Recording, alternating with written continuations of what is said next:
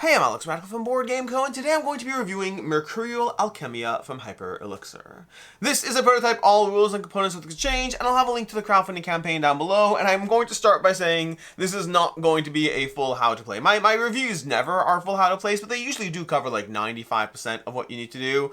Today I'm going to cover like 20% of what you need to do. I will say there's a fantastic how to play and playthrough over on Before You Play. I highly recommend checking that out if you want to get a full sense of the game.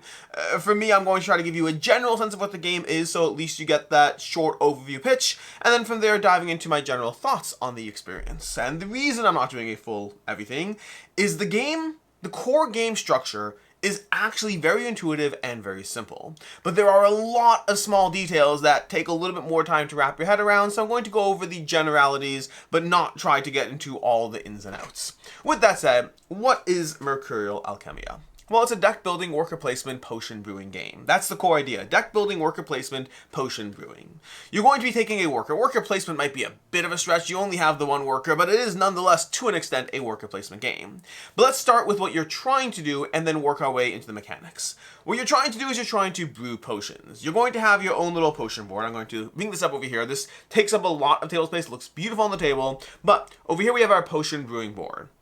Throughout the course of the game, you're going to have the opportunity to infuse ingredients into your potions. So for example, let's pretend I've bought this card from the card market, and right now I'm trying to infuse it. I'm not getting into how you get to infusing it, but let's say pretend that we're infusing this potion. You're going to look at the things on the side. You're going to put it over here. This is your potion spot. You're going to look at the various elements and materials. You're going to move that element that way towards that icon. And we're going to move these ones over here, again, towards their respective icons on this potion brewing board. As you move these markers to the left or to the right, well, the left or the right, as you move them one side or the other, eventually you're going to butt up against various higher numbers, because you're going to do is you're going to look at them and say, oh, if I were to brew this potion right now, I would get 3 shells over here, that's the currency of the game, 2 points, 4 shells, 1 point, 1 shell, and 1 point. So you're going to get all those benefits. Let's go ahead and add in another shell on this side, because I want to show you something else about how this works. And now we get another shell over there.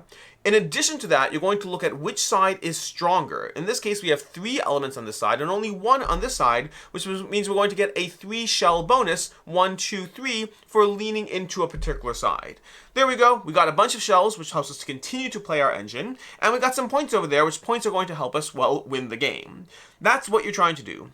You're trying to infuse cards into your potion in order to brew those potions and then get shells to continue your engine and points to win the game. The entire game comes down to trying to successfully brew the best potions. Now, how you do that is where we're going to work our way back into the mechanics of the game. That's where it goes into a deck building worker placement game, which you're going to start with a standard deck. That standard deck's going to have a bunch of fun cards, but it's also going to have some negative cards. These cards over here, you can be adding them through your game throughout them as you play, but in general, these cards, when played, have a mandatory effect that they will increase your blight, plus they're worth a negative point. Increasing your blight means moving your marker over here, and whenever you brew, you're going to get the effects on this marker as well. So you are trying, actually, let's see, you don't see it over here. You're going to be moving your marker over here as you go up this track, and whenever you brew, you get the effect to the right of that marker as well, which means you are constantly trying to manage your blight as you play. There's bad cards. This is a deck building game. What would it be without a few bad cards that you have to purge or weed from your deck?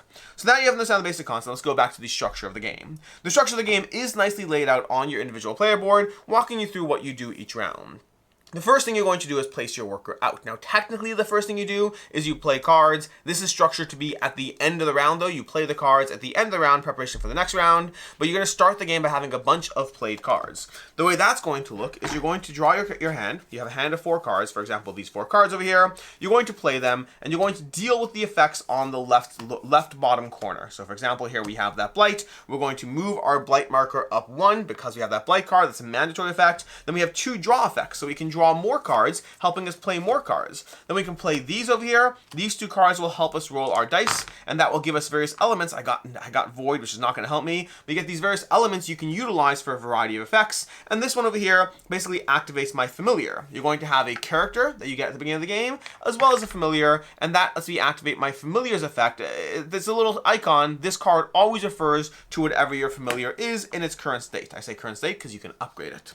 When you're done playing cards, you're going to go to the worker placement phase, which is where you basically take your worker, you take your person, let's grab our person over here, and you're going to place it out onto one of the 5 zones. The 5 zones are the 4 zones on the board over here, and then the last zone is this tower, which indicates you're going to be taking a brewing your potion turn. So we're going to take our worker, we're going to put it into one of the zones over here, and that's going to allow us to take effects, both a day effect as well as a night effect, as we move into the day and night phases. So as we move over here, we're going to take a day effect, doing whatever that effect is going to be. That's usually going to be a combination of drawing cards over here. Let's refill the market.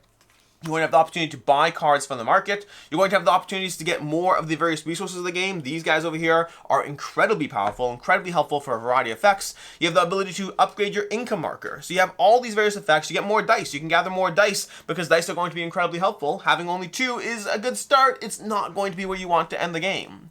And so you take a day action over here. This is where I'm not getting into the weeds of things, but there's a lot of sharing going on in this game. When you go to the same spot as others, you're going to share benefits. But when you go to different spots as others, you have the opportunity to pay to take their action. So there can be little costs over here where you can pay to take the action someone else did. That's going to go into how much you get done on a turn. Then you go to the night phase where you're going to take the night action. Those often involve either moving your blight marker back or paying for an additional effect, getting more cards, infusing more cards, purging cards from your deck, bumping up on the track. You have a bunch of effects you can take in the night action, and you can spend dice over here in order to double those actions. So day actions have a place you can spend to take someone else's day action, and night actions have a tuning where you can spend to double your own night action. That's going to be the structure of a turn. You're going to go through the night phase, do all of that. Now, if you did brew, you're going to skip all of the day and the night stuff, and instead you're just going to brew your potion. So you're going to go ahead and brew the potion, and you're going to go through the sequence of taking the cards that you played that round. At first, it's going to be a maximum of 5. As you upgrade the game, you can do your entire hand or whatever you have, which usually isn't 5, but if you have those draw effects, you can get higher than that. There's like one time I had like 13 cards on the table. It's pretty insane. I did not take a brew turn. It would have been great if I did. Longer story. Anyways, but basically you're going to brew your potion, adding the cards to your potion, infusing those cards, and also having an opportunity to infuse the various dice if they are on a side that's going to be helpful for you. And then you're going to go ahead and move up on this track where you're going to get various benefits as you move up until you eventually get to 25 and trigger endgame. That's the core structure of this game. It is a worker placement game where you're building a deck, using those decks to infuse your potions, brewing those potions in order to gain points, with a whole lot of other things that I did not get into. And when I say a whole lot of other things, I mean a whole lot of other things. There's going to be these cards over here, which are awesome. I love these cards. These let you draw a card and get a shell, so they just replace themselves while giving you income, and then you can cash them in later to go ahead and copy the infuse effects of another card. There's going to be these goals over here. These goals, you can be drawing these goals as you move up the income track, and those goals give you other ways to score points. There's whole ways to play the game. There's asymmetric player boards. There's variable locations. All these locations over here, they're all double-sided, so you have even more variety to the various locations, both the day and the night side, that are in play. There's a lot of other things going on in this game past the core general structure that I've told you. But with that, you hopefully know enough that I can dive into my thoughts, my opinions, and give you a general sense of where I am with this one. There's a lot to like here. There's things I'm not as much of a fan of. There's a lot to like here. It feels... Okay. The game is very satisfying. Before we get into the satisfying part, let's start with the art, the production. The art looks great, both on the box, on the table. The card art looks amazing. I love all the various ingredients. Those look absolutely beautiful. The components look incredible. Again, this is a prototype, but the components as they are look absolutely incredible. Like, if you told me this is a final game, I would absolutely believe it. I would 100% believe this is a final game. It just looks incredibly premium in every capacity of it. The gameplay is very rewarding. With caveats, we'll get into the things I don't like later, but the gameplay is very rewarding. Now, it starts off slow, and it does... We'll get into that in what I don't like, but it does start off slow. But once you ramp up over here, working your way towards the ideal potion is a lot. The deck building really matters as you go through these cards over here, as you try to figure out which cards you want to add to your deck and how it's going to play out, because we didn't talk about it, but this potion over here, it can be used to buy extra actions, but it can also be flipped to reverse the direction of one of the materials that you're infusing. And this one can also be used to buy actions, or it can be flipped to double an element that you're infusing. That means as you gather more and more of these, the cards you buy and how they feed into how your potion is going to work, as well as the actions you take, as well as how you handle your blight. It starts off a little slow, but as you ramp up, it starts to feel like you have a lot of control over the type of potion you're going to be brewing and working your way up those tracks as far as possible. Now, you do need to be careful. Brew too often. The problem with brewing is every time you brew, you advance your base blight marker, which is where your blight marker resets when you're done brewing, and that means later in the game you're going to have it up here, which means you're going to be resetting directly into negative effects, making it harder and harder to manage your blight. So you can't constantly keep brewing small potions as much as it might be tempting to do so because of the ease of those quick early income and points. And money is going to be tight in the game at first. You're going to be able to work up your engine again, but at first money is going to be tight, and trying to figure out the actions you take and how to spend those resources is going to be so key, which is why brewing rapidly early on feels compelling. But again, that blight mark is going to move up, so you have to balance all of that. You have to balance the cards you take, the actions you take. Every action is so satisfying. I love weeding cards in games. One of my favorite things to do in any deck building game is to weed cards from that game. And they give you an action to do so. Pay shells, weed, and then go ahead and move up a blight. That's amazing. That's incredible. You can start building the perfect deck as soon as you possibly can, which is, again, incredible. It's exactly what I want out of a game experience, except there's so much other stuff you need to do. You want those cards. Getting a good deck early on, every time you shuffle, you're going to be advancing your blight. That's one of the structures of the game. You get income not in each round. You get income when you shuffle your deck, but you also get blight when you shuffle your deck. So there's a lot to balance there as far as padding out your deck sooner rather than later, so you're not constantly reshuffling into a bunch of mediocre cards. So you want to buy cards early on, but you also want to get these guys over here. These, again, getting a good supply of these early on is not just essential for brewing the best potions, it's also essential because they're often a way to pay them by flipping them in order to take additional actions. If you want to get more done in the game, sometimes giving up getting a few cards to get another one of these so you can later trade that in on a repeated basis to get more cards, it opens up the doors for you on a serious level. And so there's so many decisions you're making as far as what it is you're trying to do and how that's going to work towards either the potion you're currently brewing or the actions you're taking. It is incredibly satisfying to start off. You start off with 2 dice and one of each of these, and it's incredibly satisfying to then later in the game have like 5 dice, 3 of these, and be working your way towards a lot of flexibility every single time you brew, not to mention the improved card effects. So this is a game where it just gives you ways to upgrade. The entire game is structured around how can we make you feel like you can do more, because everything you do will help you do more. It's a question of which lanes you're going to work your way towards. And so we have a game that gives you a compelling tableau to work on, to build. It has a lot of actions to take. It has sharing actions, which gives you a decision as well. Again, I didn't go into all the details of what's called the handshake. When you go to a location, you share actions, you get benefits, but there's a lot of different things that are all going to make you feel better as you go into it. And that's before we even get into like the asymmetric characters.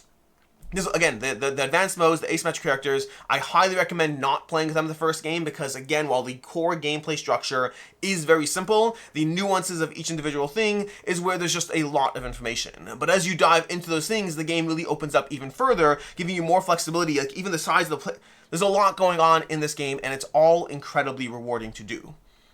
The things I don't like in the game, the biggest thing I'm going to have is it's a slow start.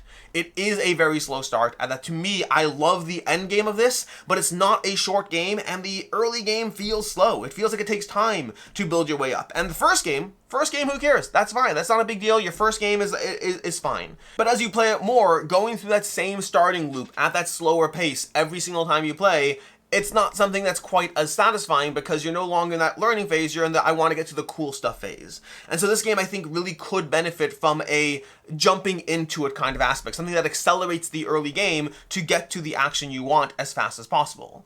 There is a lot of potential for simultaneous play, which is a good thing, but there's a lot of things that you have to do sequentially when you, in a kind of small details that will slow things down, and that can overall slow the experience. This is not a shorter game. It can certainly get faster as you get more familiar with it, but it's definitely not a shorter game. There's also some small elements of the game that are, how do I put it, that are not as fun or not as rewarding. And the two things I'm going to call out specifically are going to be sometimes the market doesn't have the cards you want, and in this game, there's no such thing as a good dead card. Dead cards work against you, working your way back. These tracks over here, they have competing sides. So if you infuse a card that doesn't help you, not only is it slowing down your game, it might actually hurt you, so you have to be very, very careful about the cards you buy to add to your engine. Not that you have to infuse them, to be clear, but you really want specific cards. It's not like, oh, every card's a good card. No, there are cards that will not help you in this game, and so you really have to think carefully about what you buy, and if the market doesn't have what you want, that just is what it is. It's like Some games have that rotating card market and you can always make use of something. This is not one of those games. So when the market has cards you want, awesome, amazing. When the market doesn't, that eliminates some of the core actions you can take on your turn, or even worse, sometimes you go to buy cards and other players buy cards first, and then by the time it gets to your turn, you don't have the cards you want and you wasted your action. So, well, not fully wasted. Usually there's a way you can actually proxy something else. Depends on the side of the board you're playing. But either way, sometimes you just don't have good cards, and good cards are essential. So that's not a good feel-good moment. I will say the card market does clear at points, so it's not like the card market is stagnant, but any individual turn can have those moments. And lastly, I'll say that when you get to the end of a track, on the one hand, it can be incredibly satisfying. On the other hand, sometimes you're building your way towards a deck, and the way the cards come out, you get to the end and further materials or elements are wasted. And again, depending on the quantity you have wasted, that can also be like, okay, well, I maxed out the track, which is what I was aiming for, but now I have all this wastage, which is not as efficient, which I mean, I want to max out the track because that's where you get the most points, but you kind of want to balance it, but it can sometimes be a little less of a feel-good moment there. Overall, I really think Mercurial Alchemia gives you a lot of satisfying moments. And it gives you a lot of gameplay, ways to adjust the gameplay to make it more nuanced and variable. Not nuanced, to make it more variable, to give you more things to do, more challenges, more variability to the experience. You also have different characters and familiars and all of that stuff. There's a lot of satisfying things going on here. My biggest complaint is that it does run a little long for what you're getting out of the experience, and I wish there was a way to ramp it up. Right now, it's easily a 2-hour game, closer to 2.5, depending on your group, of course. If it can get to that hour-and-a-half point, this gives you a lot of things that are incredibly satisfying if it were a game that's an hour-and-a-half, but I haven't gotten to that point yet. So overall, final thoughts-wise, I'm going to be coming in at a 4. Now, it's a 4 that I almost want to go higher, and I almost want to go lower. The reason I want to go low almost is because, there's the slowness to the start of the game and how much time you get out of the experience does make me almost want to drop it down a bit. But on the other hand, there's a lot of satisfying things going on here. There's so much fun to the experience. And again, the asymmetric characters alone give you so much room to play with how those characters completely change up the game, as well as, of course, well, not completely change the game, change up the way you're going to interact with the game, as well as the various modes. I have not played with all the advanced modes yet. And so overall, I'm coming in at a 4 for right now, a 4 out of 5. It does feel, I'm calling it a review, but it does feel almost like I'm in that fleshing it out phase, still playing it out to see where it can go. I will say there's a lot here to like. There's some small things that slow down the experience, but overall, it's a very solid, very satisfying game. As far as other game recommendations, definitely check out Dune Imperium. It feels that there's definitely a core amount of DNA between the worker placement, between the deck building, between the familiar, and you have a card that activates your familiar. It feels like there's some DNA of Dune Imperium in this one. And if you want a potion brewing game that is much more on the lighter side, check out, oh my gosh, Quacks of Quedlinburg. Check out Quacks of Quedlinburg if you want a totally different game about brewing potions in a way that will genuinely and completely blow up in your face. In any case, and until next time, I'm Alex Radcliffe from Board Game Co. Hope you found this review helpful, and as always, I hope you have a good one.